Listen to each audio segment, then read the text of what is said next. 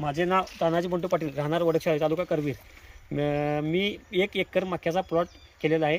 मी nature king top आणि nature king drip याबद्दल मोबाईलच्या व्हॉट्सअपच्या माध्यमातून त्याची माहिती मला मिळाली होती.